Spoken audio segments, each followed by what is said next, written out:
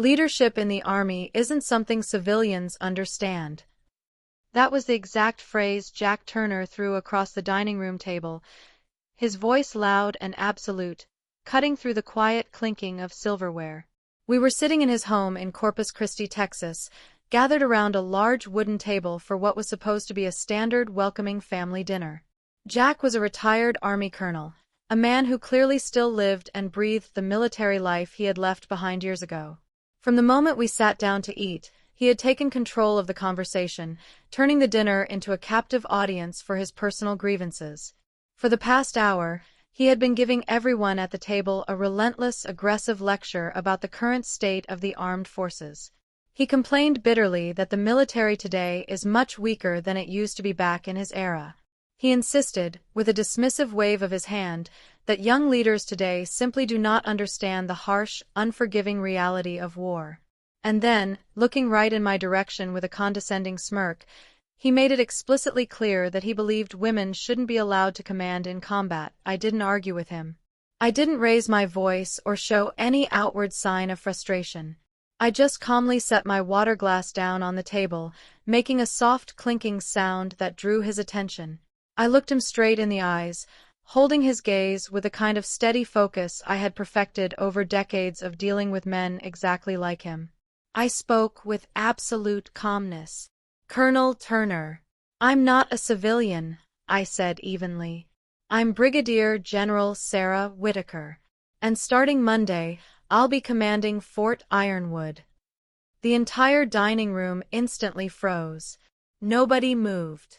The silence was so sudden and heavy that you could hear the air conditioning humming in the background.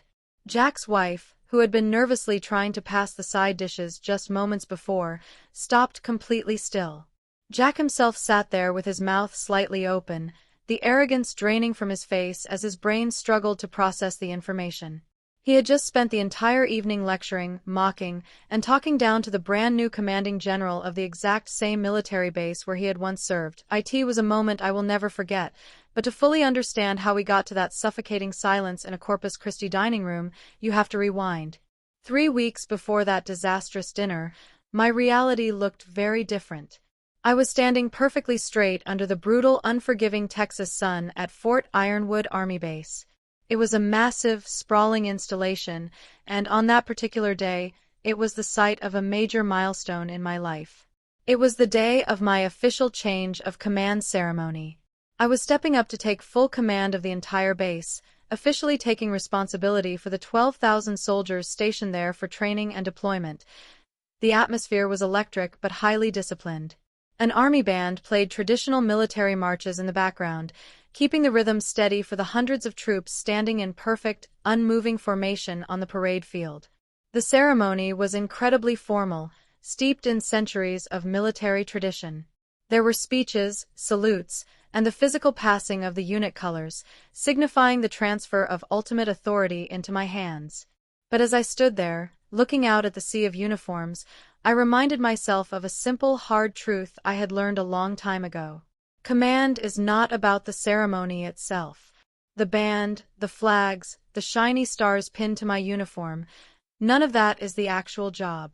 Command is really about all the heavy, life-altering, and sometimes impossible decisions that come immediately afterward. Getting to that parade field as a brigadier general was not an accident, and it certainly wasn't easy. I had built my career over 27 years of hard, relentless active service. My resume wasn't built behind a desk in a comfortable air-conditioned office. I had served multiple grueling deployments overseas, spending years of my life in the dust and danger of Iraq and Afghanistan. During the absolute worst of the fighting in those regions, I had successfully commanded a combat brigade, leading troops through active, hostile zones where mistakes cost lives. Over the decades, I had built a rock-solid reputation among both my peers and my superiors.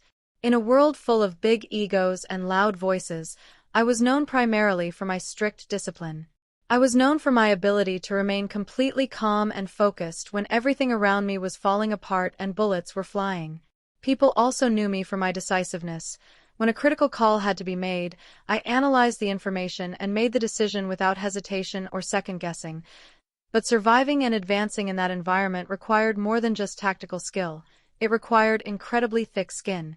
Throughout my 27-year career, I had grown very used to being constantly doubted by the people around me. Because I was a woman in a heavily male-dominated combat space, I was routinely underestimated by new subordinates, peers, and older officers who held on to outdated mindsets. I always knew, going into every new assignment or briefing room, that I was being tested far more rigorously than anyone else sitting at the table. I had to be twice as sharp, twice as prepared, and completely unflappable just to get the baseline respect that others were handed automatically. IT was a high-stress, high-stakes life that required absolute dedication, and it often left very little room for personal life. But right in the middle of this demanding military existence, I had Michael. Michael Turner was my anchor, the person who kept me grounded when the pressure of the Army threatened to consume my entire world. Michael was a highly skilled defense systems engineer. While I was out managing troops and tactics, he spent his days working specifically with complex Army logistics AI programs. He dealt with the massive, intricate webs of data and technology that kept the modern military moving efficiently behind the scenes. As a person, Michael was the complete opposite of the loud, type A, aggressive personalities I had to manage all day long. He was remarkably quiet, highly observant, and intensely practical in everything he did. We originally met 4 years ago when our professional paths crossed on a joint military project. I was reviewing operational requirements for a new deployment strategy, and he was the civilian engineer brought in to explain how the AI systems could support our supply lines. There was no immediate cinematic romance, just a mutual, profound respect for each other's competence that quickly grew into a deep and steady relationship. We spent 4 years building a life together, learning how to balance the intense demands of my frontline command style with his analytical, behind-the-scenes engineering work. He understood my world completely, but he wasn't trapped by the macho posturing that usually came with it. I loved him for his quiet strength, and I trusted him entirely. Which is why, when he finally asked me to marry him, the answer was an easy yes. But as I would soon find out, saying yes to Michael also meant dealing with the man who raised him. Michael and I made sense together precisely because our daily lives in the military sphere were so completely different. While my days were relentlessly loud, filled with high-stakes briefings, aggressive timelines, and the heavy, very real burden of commanding thousands of combat-ready soldiers, his world was entirely digital, quiet, and deeply analytical. Michael was a defense systems engineer, and his specific, highly specialized expertise was in Army logistics artificial intelligence. He spent his days looking at incredibly complex algorithms, figuring out how to move essential supplies, troops, and heavy equipment across the globe with maximum efficiency. He was deeply embedded in the critical infrastructure that keeps the military functioning, but he didn't wear a uniform, he didn't carry a weapon, and he certainly didn't care about the ego-driven power plays that usually dominated the Pentagon. We had first crossed paths about 4 years ago during a massive joint military project. I was there in my official capacity to review the rigorous operational requirements for a new deployment strategy, and Michael was the civilian engineer brought into the briefing room to explain to my team exactly how his AI systems could support our supply lines overseas. I remember being immediately struck by how remarkably calm and grounded he was. In a briefing room full of aggressive, loud military officers who were all desperately trying to prove they were the smartest and toughest people in the building, Michael didn't play the game. He just quietly presented his data, answered our relentless questions with practical, undeniable logic, and completely ignored all the macho posturing. That quiet, practical nature was exactly what drew me to him from day one. Our mutual professional respect quickly evolved into a steady, beautiful 4-year relationship. Over those years, he became my absolute safe haven. When I came home from a brutally stressful day of managing crises and making decisions that affected thousands of lives, I didn't have to explain the harsh realities of the military world to him because he already understood the framework of it. But more importantly, I didn't have to stay in General Whitaker mode when I walked through our front door. He didn't see the stars on my collar, he just saw Sarah. So, when he finally asked me to marry him, the decision was genuinely the easiest one I had ever made in my entire life. I loved him deeply, and I said yes without a single second of hesitation, However, the pure joy of our engagement was quickly followed by a rather awkward, sobering conversation. We were sitting comfortably on our couch, drinking coffee and looking at the calendar to figure out exactly when we could drive down to Texas to share the happy news with his parents in person. Michael had always been a little guarded and hesitant when talking about his father, Jack. I knew Jack was a retired Army colonel, and I knew from brief comments over the years that they had a complicated, somewhat distant relationship. But I didn't fully understand the depth of the issue until Michael suddenly looked incredibly uncomfortable. He rubbed the back of his neck, let out a long, heavy sigh, and dropped a confession that caught me entirely off guard. He refused to make eye contact as he muttered that his dad actually thought I worked in logistics. I just stared at him over the rim of my coffee mug, completely silent for a moment. I asked him to repeat himself, thinking I must have misheard him. But I hadn't.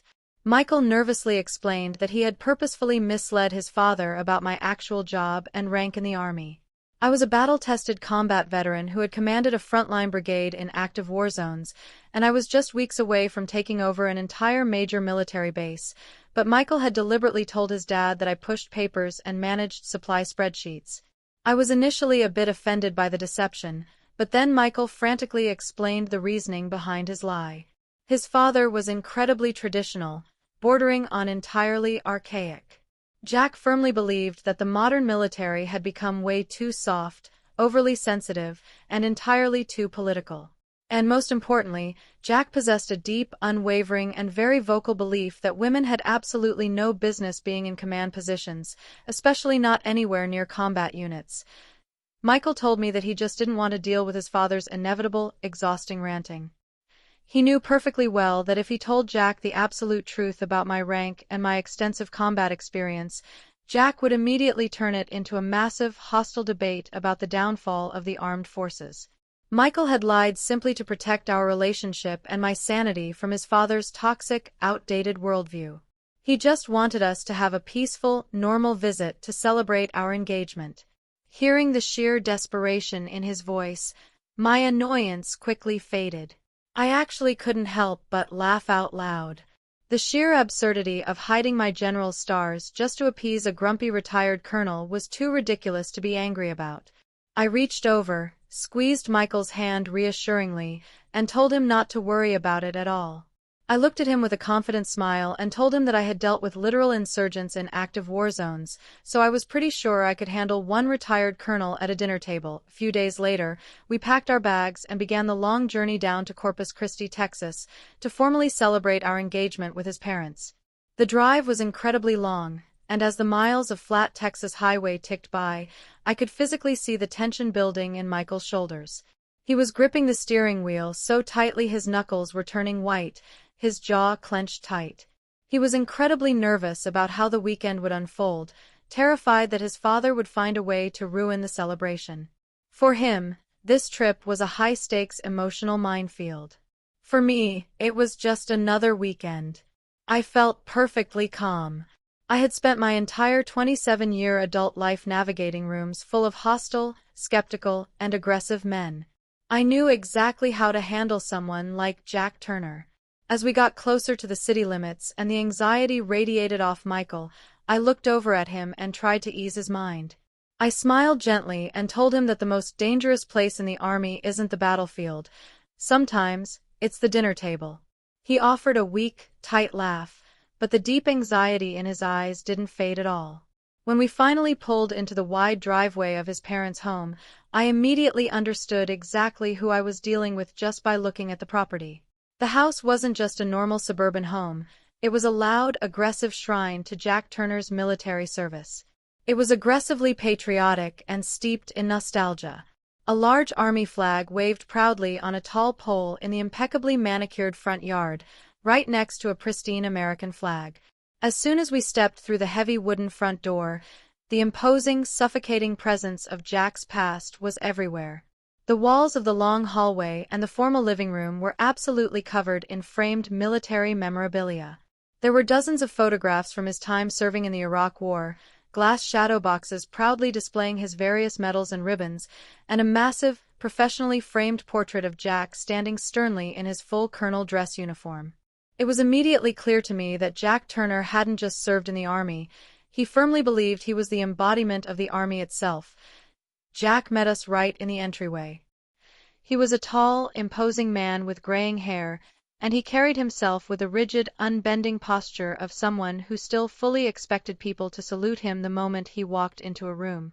There were no warm hugs, no bright smiles, and certainly no enthusiastic congratulations about our recent engagement. Instead, Jack stood there with his arms crossed tightly over his broad chest, his eyes narrowing sharply as he looked me up and down. He didn't look at me like a future daughter-in-law. He looked at me the exact same way a tough, endlessly skeptical drill sergeant evaluates a brand-new, completely unproven recruit who just stepped off the bus at boot camp. He was silently assessing my posture, my eye contact, and my overall demeanor, silently daring me to flinch or look away under his intense scrutiny. I didn't flinch. I stood tall, offered a firm, professional handshake, and looked him dead in the eye. I knew right then, before a single word was even spoken, that this weekend was going to be a quiet, psychological battle, and I was more than ready for it. Dinner was served promptly at 1800 hours. Margaret, Michael's mother, was a kind but visibly nervous woman who clearly spent her entire marriage smoothing over the rough edges her husband left behind. She had spent all day cooking a massive traditional pot roast, filling the dining room with the heavy, comforting smell of home-cooked food. But as we all took our seats around the large, dark oak table, the atmosphere felt anything but comforting. Jack naturally claimed the head of the table. He didn't offer a prayer, a toast to our engagement, or even a basic welcome. Instead, the moment our plates were full, he locked his intense eyes on me, and the first rapid-fire questions began. "So," Jack started, his voice booming across the table, immediately cutting through the quiet sounds of silverware scraping against china.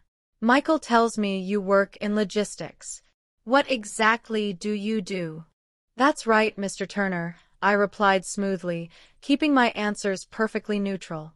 "I handle supply chain management, personnel movement, and operational planning." I wasn't technically lying. As a commanding general, I oversaw all of those things, just on a massive, strategic scale that he wasn't currently imagining. I made a deliberate choice not to reveal my rank. Jack let out a short, dismissive scoff. He picked up his knife and began slicing his meat with aggressive, sharp movements. "Logistics. Right. Pushing papers behind a desk. Tell me, Sarah, have you ever actually worked on a real military base? Or do they just keep you locked up in some air-conditioned corporate office in the Pentagon?" I took a slow, deliberate bite of my food before answering. Beside me, I could feel Michael stiffen. He reached under the table and placed a highly anxious hand on my knee, a silent plea for me to keep playing along and not blow our cover. "Yes, I have," I answered simply, keeping my tone polite. "I'm very familiar with how bases operate." I completely omitted the fact that I had lived on, operated out of, and commanded several of them over the last 2 decades. "Familiar with operations," Jack repeated mockingly, shaking his head as if I had just said something incredibly naive. "Do you even understand the military? You civilians always think you understand how it works just because you look at a few spreadsheets and approve some budget requests. But you don't. You don't understand the culture, and you definitely don't understand the stakes." I didn't correct his assumption that I was a civilian. I just nodded politely and let him talk. Unfortunately, my silence was the only permission he needed to fully launch into his favorite subject. For the next 20 minutes, the dining room turned into his personal soapbox. He stopped eating entirely, pushing his plate aside so he could lean forward and project his voice. According to Jack Turner, the modern military was an absolute disaster. He complained loudly that the entire institution had become completely politicized. He ranted about how young officers today were being promoted way too fast, climbing the ranks without ever having to prove themselves in the mud and the blood the way he did. He insisted, pounding his fist lightly on the table, that the physical and mental standards of the armed forces had been drastically lowered just to meet quotas and appease politicians. "Back in my day," Jack said, pointing his fork at me for emphasis. You earned your rank. You didn't get it just because you checked the right demographic box or because you knew how to use a computer. You got it because you were tough. Because you knew how to lead men into hell and bring them back out. Now they just hand out promotions to anyone who doesn't complain too loud. The tension in the room was quickly becoming thick and suffocating. Margaret was staring down at her plate, her face flushed with embarrassment. She kept nervously rearranging her peas, too intimidated to look up. Michael, clearly desperate to stop the incoming train wreck and save the evening, finally spoke up. "Dad, come on," Michael said, his voice tight and forced as he tried to abruptly change the subject. "Let's not do the whole military lecture tonight, okay? The pot roast is amazing, Mom." "Really? And we just drove 12 hours. Can we just talk about the wedding plans or something else?" Jack turned his intense glare away from me and aimed it directly at his son. "I'm making a point, Michael," he snapped, completely dismissing the interruption. "It's important. Your fiancé works in defense logistics. She needs to understand the reality of the people she's supposedly supporting, because the people making decisions today have completely lost the plot." Michael slumped back in his chair, running a stressed hand over his face. He shot me a look of pure misery, but I just gave him a tiny, reassuring smile. I was perfectly fine. I wasn't intimidated by Jack Turner. In fact, I found him entirely predictable. I had dealt with 100 older men just like him throughout my career. Men who were terrified of change, who felt their own legacy slipping away, and who masked their deep insecurity with loud, aggressive opinions. But Jack wasn't finished. He was just getting warmed up, and he was about to cross the line from generalized complaining into deeply personal territory. He took a sip of his water, slammed the glass back down on the table, and brought up the one controversial opinion he clearly hated the most.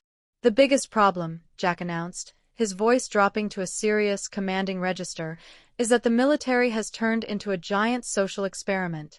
And it's going to get people killed." He looked right at me, making sure I was paying full attention to his next words. "They are putting people in charge who have no business being there," Jack said, his tone dripping with absolute contempt. "Take this whole push to put women in combat commands. It's a joke. It's an absolute joke. Women do not belong in combat, and they certainly shouldn't be commanding combat units." "Jack, please," Margaret finally whispered, her voice trembling slightly as she reached out to try and stop him. "That's enough. We have guests. Let's just enjoy the meal." Jack pulled his arm away from her instantly. "No, Margaret, it's not enough," he barked, getting even more aggressive the more he spoke. "It's the truth. And nobody wants to say it anymore because everyone is too scared of offending someone. Women don't have the biological instinct for war. They don't have the grit to make the hard calls when the bullets start flying. They panic. They get emotional. And in a combat zone, emotion gets good men killed." He leaned back in his chair, crossing his arms over his chest, looking incredibly satisfied with his own speech. He stared at me, clearly waiting for me to argue with him. He wanted me to get defensive. He wanted me to act like the emotional, sensitive civilian woman he had just described. He wanted a fight so he could prove his point and establish his dominance in his own home. I didn't give him the satisfaction. I didn't raise my voice, I didn't frown, and I didn't break eye contact. I just sat there, coldly analyzing him. I thought about my tours in Iraq. I thought about the roadside bombs, the ambushes, and the heavy metallic smell of blood in the air. I thought about the agonizing decisions I had made under heavy fire, decisions that literally saved the lives of the men and women under my command. I thought about the 12,000 soldiers I was about to take responsibility for at Fort Ironwood. I looked at this retired colonel, a man who hadn't seen active duty in over a decade, and I realized he had absolutely no idea who was sitting at his dinner table. He thought he was putting a civilian in her place. He had no clue he was insulting his future commanding officer right to her face. The room was dead silent, waiting for my reaction. Michael looked like he was about to be sick. Margaret looked like she wanted to disappear into the floorboards. And Jack looked triumphant, believing he had won an argument I hadn't even started. The tension had peaked, and I knew exactly what I had to do next. Jack leaned back in his heavy wooden chair, crossing his arms tightly across his chest like a physical barricade. He had just spent the better part of an hour relentlessly dissecting my entire gender, my supposed lack of practical experience, and my basic right to exist in the same professional sphere as him. He looked incredibly satisfied with himself, like a man who had just delivered a brilliant, completely irrefutable closing argument in a courtroom. He took a slow, deliberate sip of his ice water, his eyes never leaving mine, and decided to deliver what he clearly thought was his ultimate, finishing blow. "Leadership in the Army isn't something you learn from books or offices," he stated, his voice deep, booming, and dripping with absolute condescension.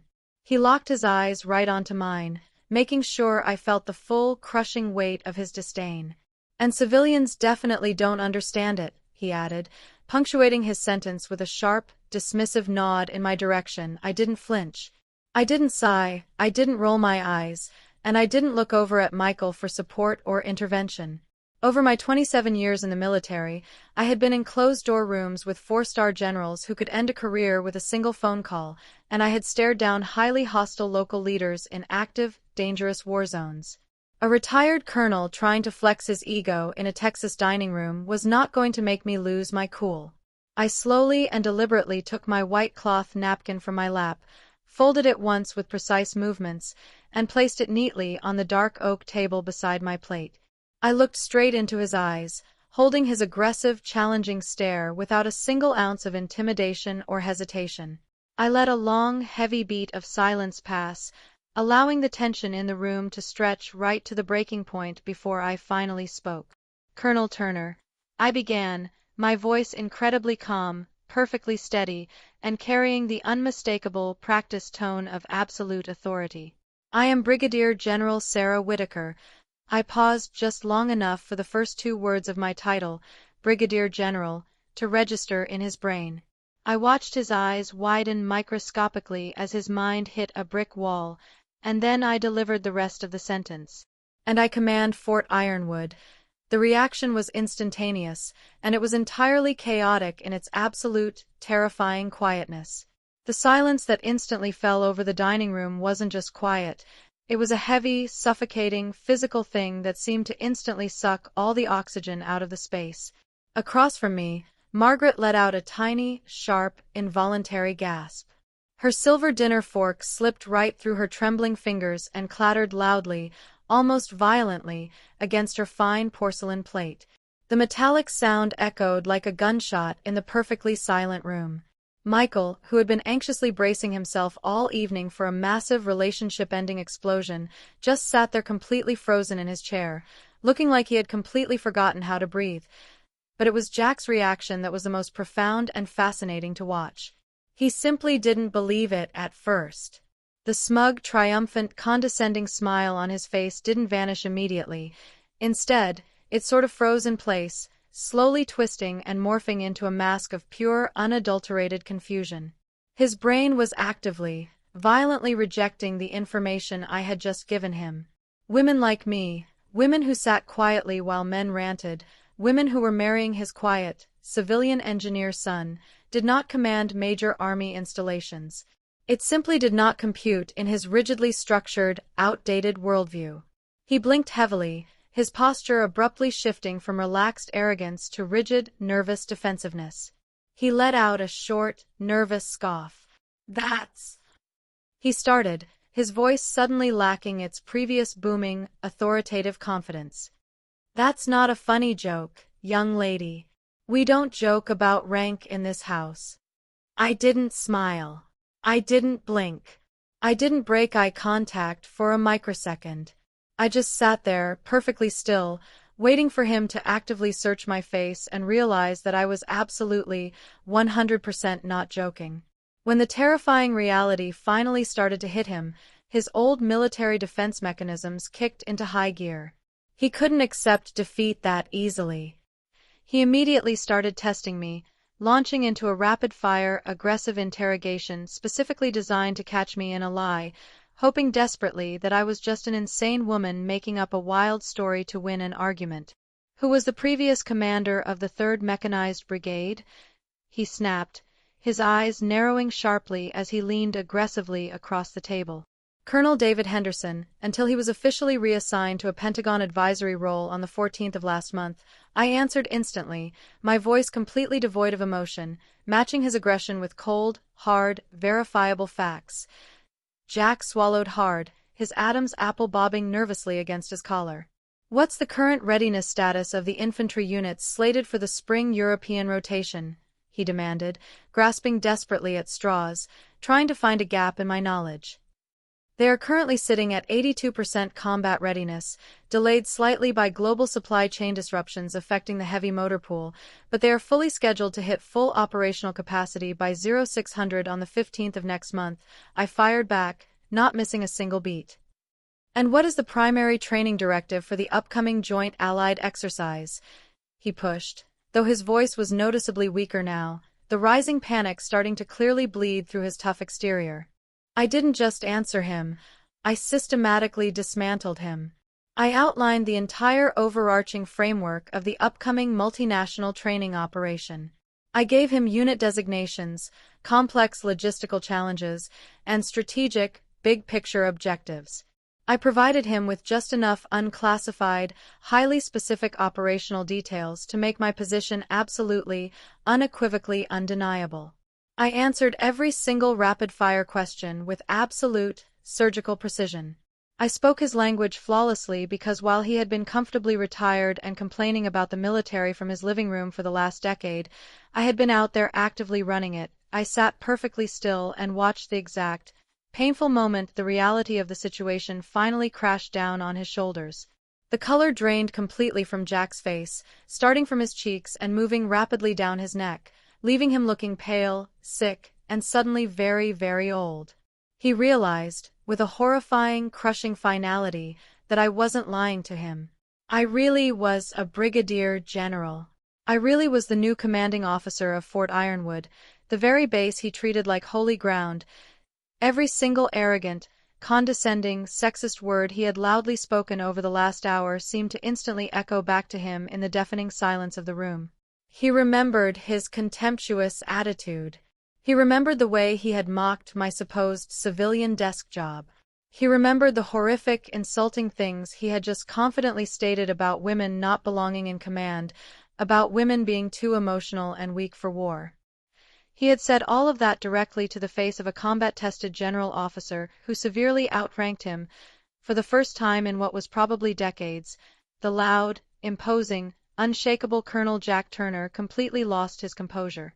The physical transformation was startling. He physically shrank back into his heavy dining chair, his broad, proud shoulders slumping deeply in absolute defeat. He looked down at his half-eaten plate of pot roast and potatoes as if the cold food suddenly held the answers to the universe. He couldn't look at me. He couldn't look at his son. He couldn't even look at his wife. The sheer, overwhelming weight of his own embarrassment had securely pinned him to his seat. The rest of the dinner was a masterclass in agonizing, unendurable awkwardness. The heavy, suffocating atmosphere in the room made it almost physically impossible to swallow the food. The silence was so thick you could have cut it with a combat knife. Nobody knew what to say, and nobody dared to try. Margaret was staring intensely at her crystal water glass, her hands folded tightly in her lap, clearly terrified to make even a single sound. Beside me, Michael was slowly running a trembling hand over his face, a wild, chaotic mixture of intense, unbelievable relief and absolute, pure horror washing over his features. Jack, the man who had commanded the room with absolute, unyielding authority just 10 minutes prior, was now completely and utterly silent. He slowly picked up his fork, stared at it for a second, and then put it back down on the table. He cleared his throat, a dry, nervous sound that echoed loudly in the quiet room. He finally forced himself, with visible physical effort, to look back up at me. His eyes were entirely different now. The proud, aggressive arrogance was completely, totally gone, replaced by a profound, incredibly uncomfortable shame. "Well," Jack finally muttered, his voice barely above a raspy, defeated whisper as he stared at the center of the wooden table, unable to meet my eyes again. "I suppose that explains a lot." The rest of that evening felt like navigating through a freshly heavily mined combat zone where everyone was absolutely terrified of making a single wrong step. After my revelation completely shattered the arrogant reality Jack had built around himself, the dinner abruptly lost any remaining semblance of a celebratory family gathering. Margaret, moving with frantic, nervous energy, practically sprinted to the kitchen to fetch the dessert, though nobody had the stomach to eat a single bite of the cherry pie she brought out. Jack excused himself from the dining room almost immediately after uttering his defeated realization. He didn't make a scene, he didn't throw a tantrum, and he didn't try to reclaim his lost alpha status. He just stood up slowly, keeping his eyes firmly glued to the hardwood floor, muttered something completely inaudible about needing to check on some paperwork, and retreated into his private study. I heard the heavy oak door click shut, and the sound echoed like a vault locking away a very proud, suddenly very broken man. I decided to give Michael and his mother some space to clean up the kitchen and process the absolute disaster that had just unfolded. I quietly slipped out through the back screen door and stepped onto the wide, wraparound wooden porch. The Texas night air hit me instantly. It was thick, incredibly humid, and smelled faintly of dry dust and distant rain, offering a stark but welcome contrast to the freezing, air-conditioned tension that was suffocating the inside of the house. I leaned heavily against the wooden railing, staring out into the pitch-black backyard, listening to the steady, rhythmic chirping of the crickets. I wasn't angry. I didn't feel the burning sting of humiliation or the defensive need to gloat about putting an arrogant man in his place. Mostly, I just felt a deep, profound sense of exhaustion. I had spent my entire adult life fighting these exact same invisible battles against stubborn men who refused to see me as their equal, and while I was incredibly good at winning them, it was always a draining experience. A few minutes later, the rusty hinges of the screen door squeaked softly behind me. Michael stepped out onto the porch, carrying 2 cold bottles of beer. In the dim yellow light of the porch lamp, he looked completely depleted, like a man who had just run a marathon in full combat gear. His shoulders were slumped, his tie was pulled loose, and the deep lines of stress around his eyes were more prominent than I had ever seen them. He walked over, handed me a bottle without saying a word, and gently clinked the glass against mine. He stood shoulder to shoulder with me in the heavy heat, staring out into the dark yard for a long, silent moment before he finally found the courage to speak. When he did speak, the words poured out of him in a desperate, rushing flood. He turned to me, his voice shaking slightly, and delivered a profound, agonizing apology. He apologized for lying to his father about my rank, for dragging me down to Corpus Christi under false pretenses, and for putting me right in the crosshairs of his dad's toxic, outdated worldview. He confessed that he had genuinely thought his father would just be mildly annoying, perhaps offering a few grumpy comments about civilian logistics, rather than launching into a full-blown, aggressive, incredibly sexist assault on my entire career. He ran a stressed hand through his hair, looking at me with a heartbreaking mixture of guilt and sheer panic. He told me he was absolutely terrified that I would look at this chaotic, disrespectful family dynamic and decide that marrying him simply wasn't worth the trouble. He hated that his father had tried to diminish everything I had sacrificed and worked for over the last 27 years. I stopped his frantic rambling by reaching out and placing a firm, reassuring hand on his arm. I took a slow sip of the cold beer, letting the condensation drip onto my fingers, and I looked him directly in the eyes. I needed him to understand exactly how I viewed the situation, not as a wounded future daughter-in-law, but as a commanding officer who understood the complex psychology of the people she led. "Michael, listen to me," I said, my voice steady and completely devoid of anger. "Your father loves the army. That's not the problem." Michael blinked, looking utterly confused by my response. He clearly expected me to be furious, to demand that we pack our bags and drive back to the base that very second. He couldn't understand how I could possibly find any redeeming quality in the man who had just insulted me to my face. I took another breath and explained the reality of the situation to him. The problem is he thinks he knows what it looks like forever. I watched Michael process those words as the humid wind rustled the trees in the yard. I explained to him that for veterans like his father, the military wasn't just a job they did in their youth, it was the absolute core of their entire identity. Jack had built his entire sense of self-worth, his pride, and his understanding of the world around the strict, uncompromising rules of the old army. When he looked at me, a woman, a combat veteran, and a general commanding the very installation he viewed as sacred ground, he didn't just see a shift in Pentagon policy. He saw his own legacy being aggressively overwritten. He felt obsolete. His aggressive ranting at the dinner table wasn't actually about my competence. It was about his own deep, unacknowledged fear that the world had completely moved on without him. It absolutely did not excuse his terrible behavior or his blatant disrespect, but it entirely explained the root of his hostility. I told Michael that true leadership isn't about screaming back at someone who is operating out of fear and insecurity. It's about standing your ground, presenting the undeniable truth, and letting them grapple with the uncomfortable reality of their own irrelevance. Michael let out a long, shaky breath, the severe tension finally starting to leave his body. He pulled me into a tight, desperate hug, burying his face in my shoulder. We stayed out on that dark porch for a very long time, drinking our beers and talking quietly through the complicated, messy intersection of family expectations and military duty. The rest of the weekend passed in a state of tense, heavily guarded avoidance. Jack barely left his study, and when he did, he made sure to completely avoid making eye contact with me. When Sunday morning finally arrived and we packed our bags into the trunk of the car, the goodbye was agonizingly stiff. Margaret hugged us both tightly, apologizing softly with her eyes, while Jack stood on the front lawn with his hands shoved deep into his pockets. He offered a rigid, jerky nod in my direction, still completely unable to find the words to address the monumental shift in our dynamic. As Michael drove us away from the house and back onto the highway toward Fort Ironwood, I watched the large army flag waving in Jack's front yard slowly disappear in the rearview mirror. We returned to our normal lives, and on Monday, I officially stepped into my role. The change of command was complete, and the crushing, relentless weight of managing 12,000 soldiers immediately took over my daily schedule.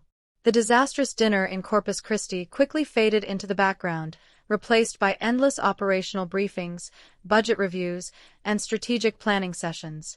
I assumed I wouldn't hear from Jack Turner again until the actual wedding day, where he would likely sit quietly in the back row and endure the ceremony in embarrassed silence.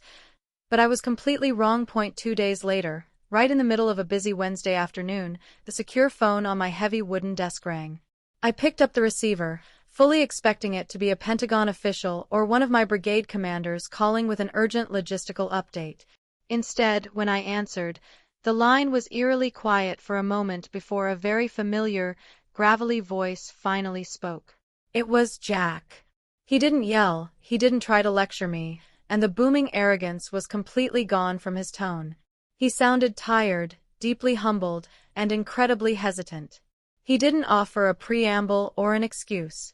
He simply asked, his voice cracking slightly over the secure line, if I would be willing to meet him in person at the War Memorial located right in the center of Fort Ironwood. The drive across Fort Ironwood to the War Memorial gave me a few quiet minutes to process the incredibly unexpected phone call I had just received. I had honestly assumed Jack Turner would avoid me for the rest of his natural life, or at least until he was absolutely forced to sit in the same room with me at my wedding.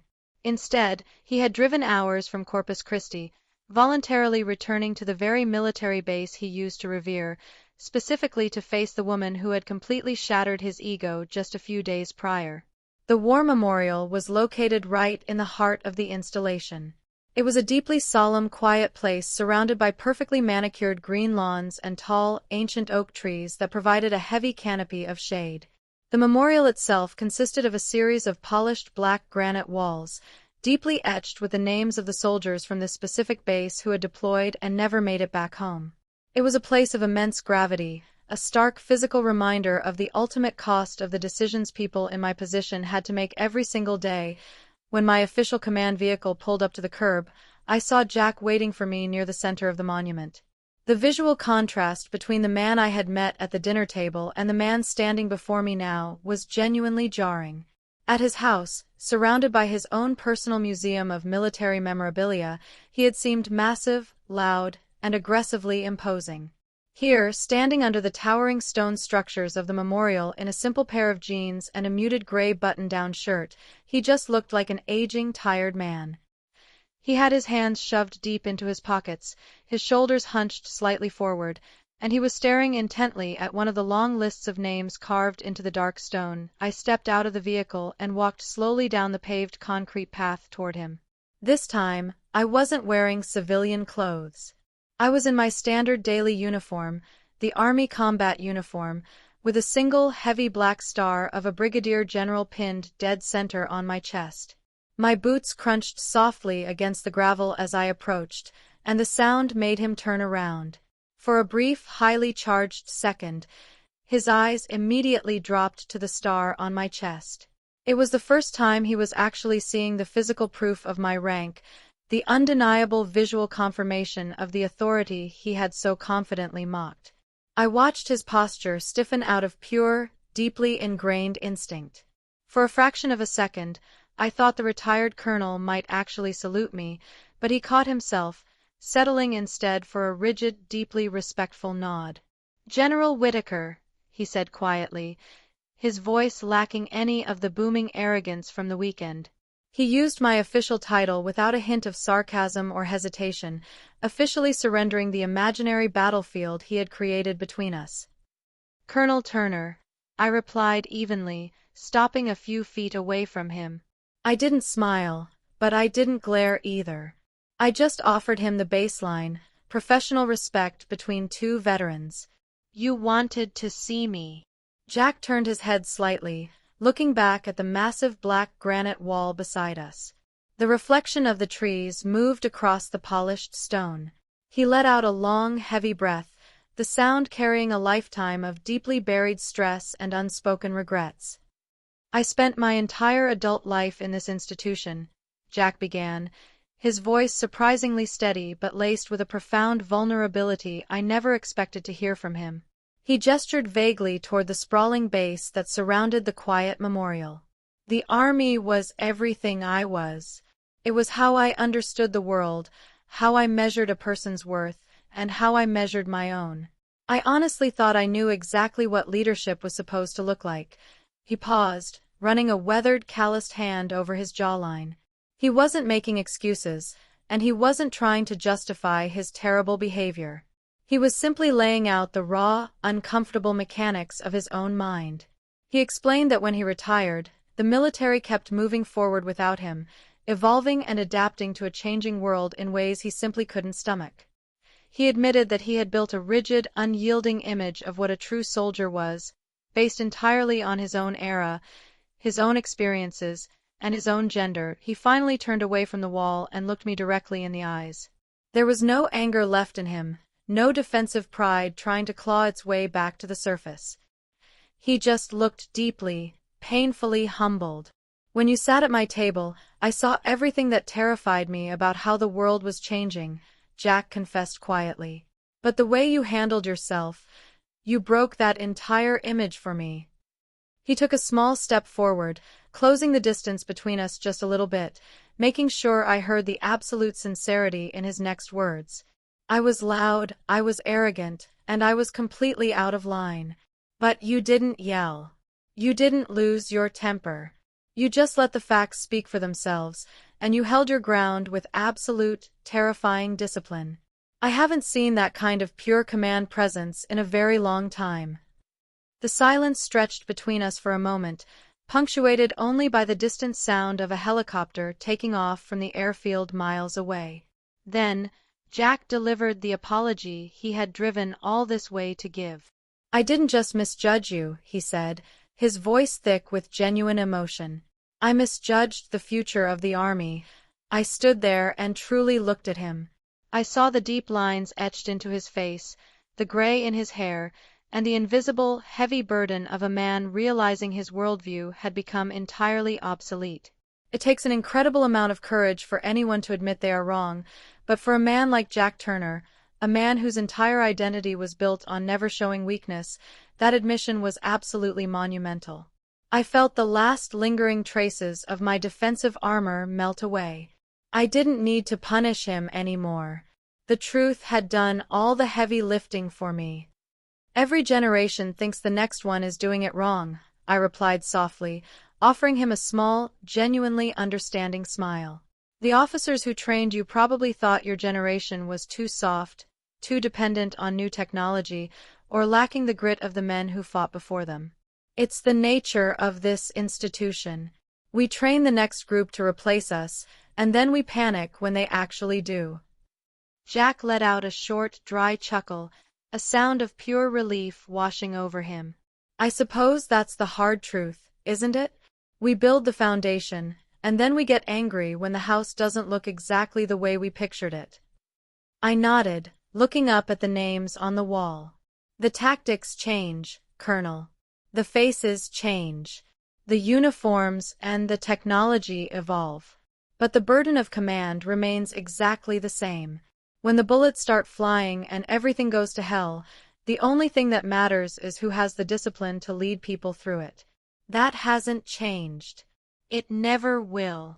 Jack stood beside me, following my gaze to the long list of fallen soldiers. For the first time since I met him, we were no longer two people fighting for dominance. We were just two commanders standing on hallowed ground, sharing the unspoken weight of the uniform. He finally understood that I wasn't an enemy sent to destroy his legacy. I was the person carrying it forward. We stayed at the memorial for a little while longer, talking quietly about the realities of modern deployment and the logistical nightmares of managing a massive base like Fort Ironwood. He didn't lecture me, and he didn't question my methods. He just listened, completely absorbed in the operational details I chose to share with him. When it was finally time for me to get back to my headquarters and resume my duties, Jack extended his hand toward me. It wasn't the aggressive, testing grip he had offered at his front door a few days ago. It was a firm, respectful handshake between equals. As I climbed back into my command vehicle and looked out the window, I watched Jack Turner walk slowly back toward his own car. He still looked older, but the heavy, suffocating burden of his misplaced anger seemed to have lifted off his shoulders. He had come to Fort Ironwood expecting to find a stranger who had stolen his beloved army. Instead, he found a fellow soldier, and more importantly, he found a profound sense of peace with the future he had been so desperately fighting against. Exactly 1 week after my quiet, unexpected meeting with Jack Turner under the heavy shade of the Fort Ironwood War Memorial, I found myself sitting in the passenger seat of Michael's car, heading right back down the Texas highway toward Corpus Christi. Margaret had called Michael a few days prior, her voice completely different from the nervous, trembling tone she had used during our last visit. She had practically demanded that we return for the weekend. She wanted a proper do-over, a genuine engagement celebration that wasn't completely hijacked by hostility, secrets, and bruised egos. Given the intense demands of my new command, leaving the base for another weekend was a massive logistical headache, but I knew exactly how important this was to Michael. I cleared my schedule, packed a small overnight bag, and we hit the road. The physical contrast between this drive and the agonizing road trip we had taken just 7 days prior was truly remarkable. Last week, Michael had been gripping the steering wheel so tightly his knuckles were turning white, radiating pure anxiety as he drove me into what he considered a guaranteed emotional minefield. Today, he had one hand casually resting on the wheel and the other gently holding mine, actually tapping his fingers along to the rhythm of the radio. The massive, suffocating secret he had been carrying for months was finally out in the open. He no longer had to act as a desperate buffer between his rigidly traditional father and my actual career. However, even with the secret revealed, there was still a lingering sense of uncertainty in the car. Michael knew that his father and I had spoken at the memorial, and he knew the conversation had ended amicably, but he had never actually seen his father back down or concede ground in a domestic setting. He didn't know exactly what version of Jack Turner was going to open the front door when we arrived.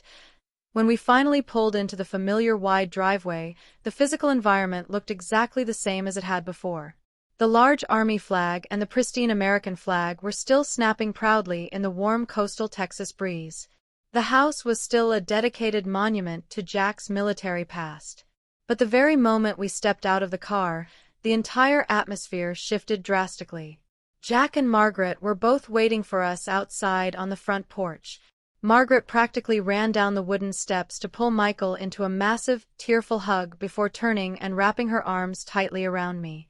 She whispered a quiet, frantic thank you directly into my ear, clearly relieved beyond words that I hadn't simply canceled the wedding and walked away from their chaotic family dynamic entirely after the previous weekend's absolute disaster. Then, I turned to face Jack. He stepped forward, dressed in a comfortable pair of slacks and a casual button-down shirt, looking significantly more relaxed than the aggressively postured man who had interrogated me at the door last week.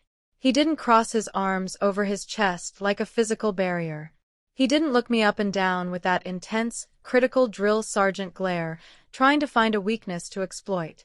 Instead, he extended his right hand, looked me directly in the eyes with genuine warmth, and offered a firm, highly respectful handshake.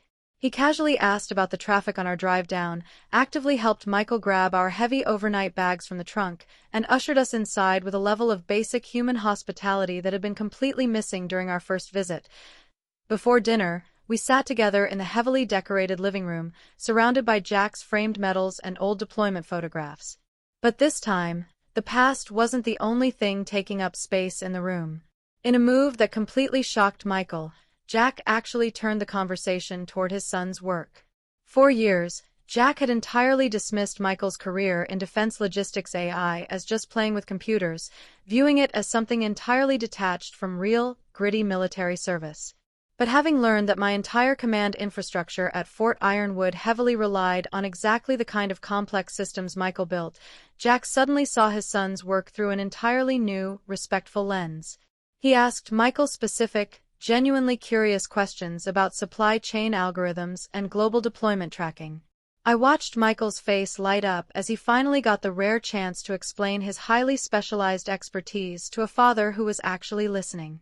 It was a small gesture, but it completely shifted the power dynamic in the room. Jack was no longer the only authority figure demanding an audience. He was allowing his son to be the expert. Eventually, Margaret called us into the dining room. Walking into that specific room felt incredibly surreal. We took the exact same seats at the exact same dark oak table.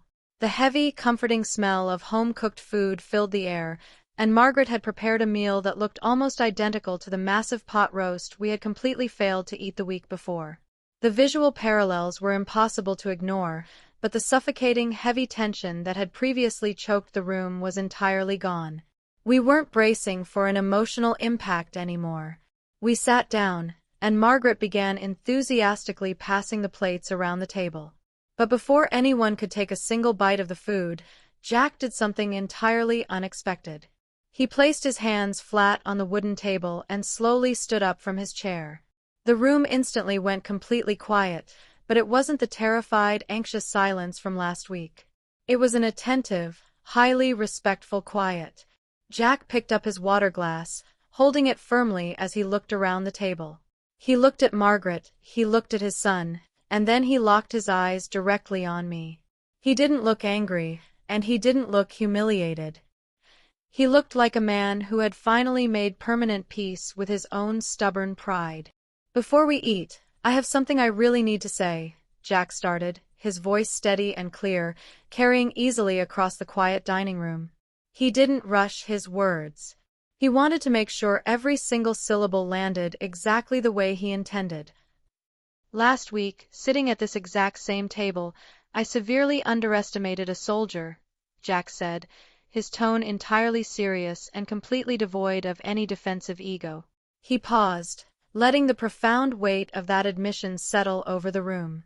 For a man who had built his entire identity on military perfection and traditional, unyielding authority, openly admitting a massive failure of judgment in front of his family was an incredibly difficult step. He offered a small, self-deprecating smile and shook his head slightly. "I spent an entire hour running my mouth about leadership and the terrible state of the modern world, completely blind to the fact that I was talking to a hardened combat veteran." He looked directly at me, raising his glass just a fraction of an inch higher in a clear salute. Turns out, she outranked every single officer I ever served with in my entire career. Across the table, Michael's mouth fell open slightly in pure, unadulterated shock. He had spent his entire life watching his father stubbornly refuse to apologize to anyone for anything, and now he was witnessing a full, unconditional surrender. Margaret quickly pressed a cloth napkin to her mouth, her eyes welling up with happy, incredibly relieved tears. Jack wasn't finished. He took a deep breath, his expression softening into something genuinely paternal. I was wrong. I was wrong about a lot of things. But more importantly, I was wrong about the kind of person my son was bringing into this family. I wanted Michael to find someone strong. I just didn't expect him to find someone who could put me in my place without even raising her voice. He turned his full attention back to me, his eyes shining with a profound, hard-earned respect. General Whitaker. Sarah, you have my utmost respect, both as an officer and as the woman who is going to marry my son. I am incredibly proud to formally welcome you into this family. He held his glass out toward me. I picked up my own glass, stood up from my chair to meet him at eye level, and gently clinked my glass against his. I thanked him quietly, my own voice tight with genuine emotion. We sat back down, and the entire energy in the room completely transformed. The heavy, overbearing shadow of the old army colonel had finally lifted. For the rest of the evening, we didn't talk about military politics, we didn't violently debate combat readiness, and absolutely nobody tried to prove they were the smartest person in the room. We just ate our food, laughed at Michael's terrible jokes, and actually enjoyed being a family.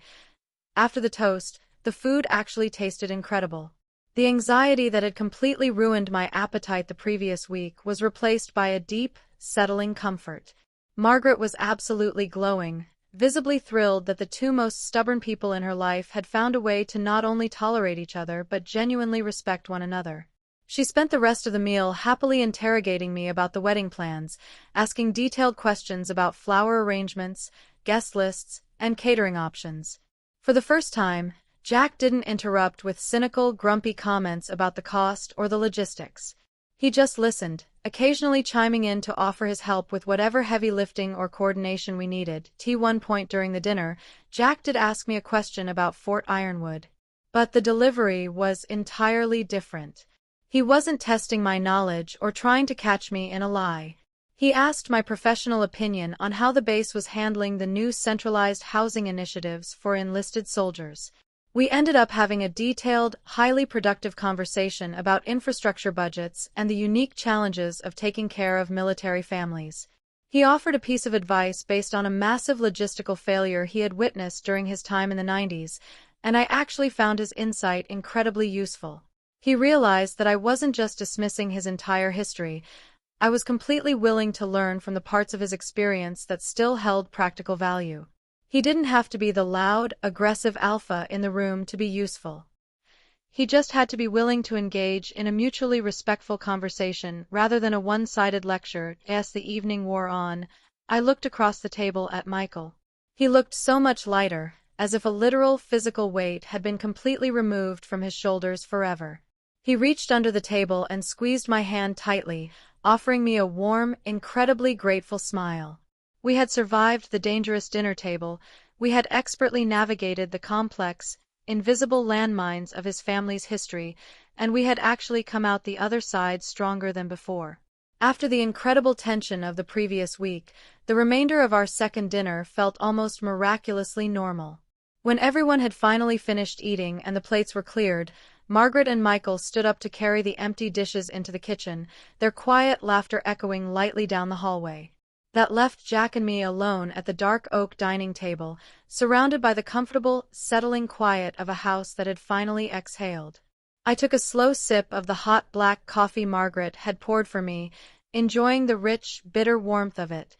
I didn't feel the need to fill the silence with idle chatter. I was perfectly content to just sit there and let the evening peacefully wind down. Jack leaned back in his heavy wooden chair, holding his own coffee mug with both hands. He wasn't glaring at me, and he wasn't nervously avoiding my gaze the way he had after my revelation last weekend. Instead, he was looking at me with a deep, quiet intensity, clearly turning a very specific thought over and over in his mind. The aggressive defensive armor he had worn for decades was completely gone, leaving behind a man who was genuinely trying to understand a new reality.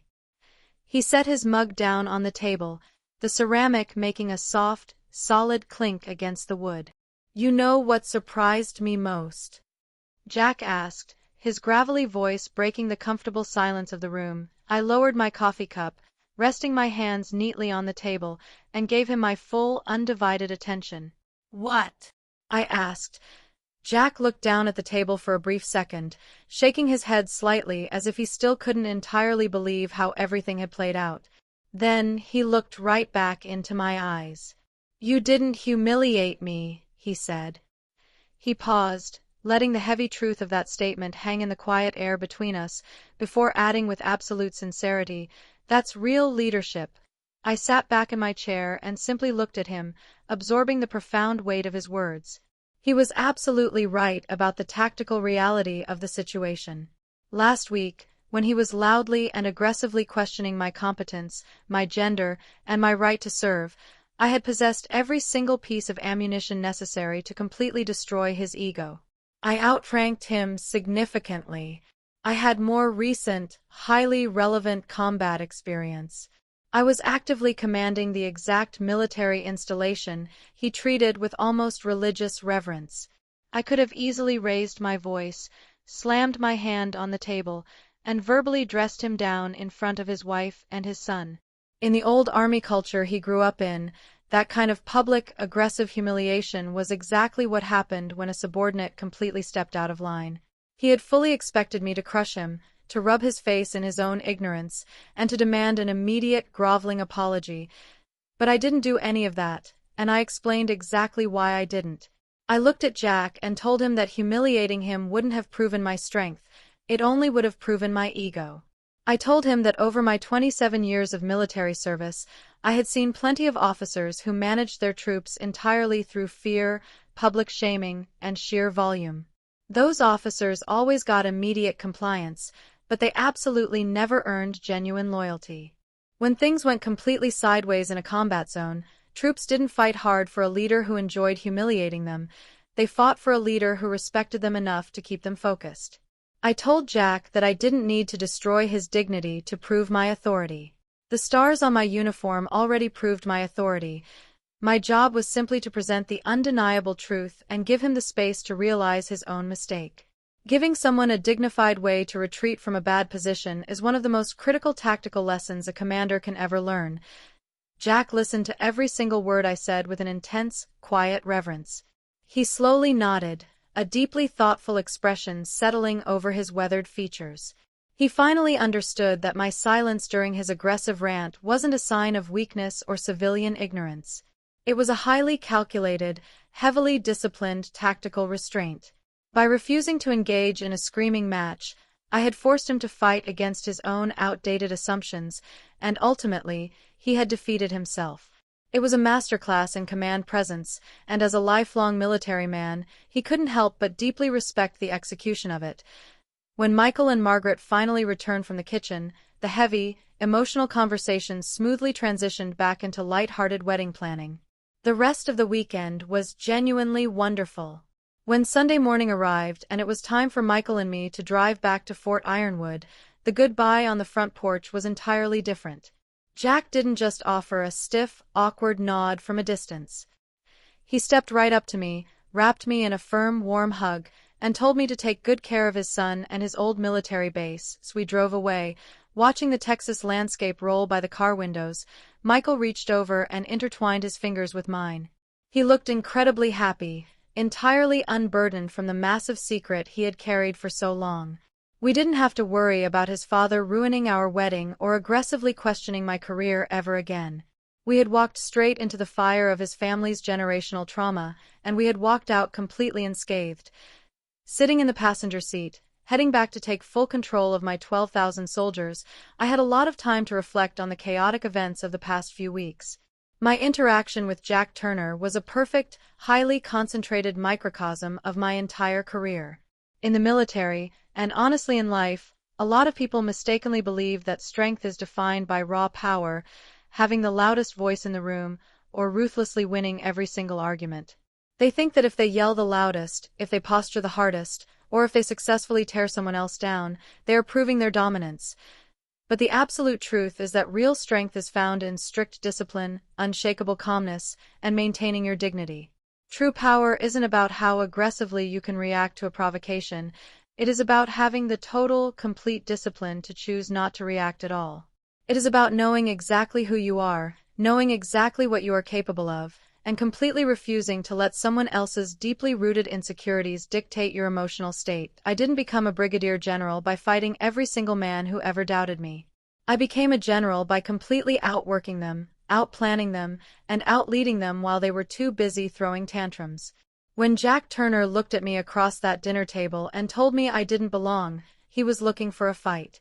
Instead, he found a commander. And in the end, that made all the difference in the world.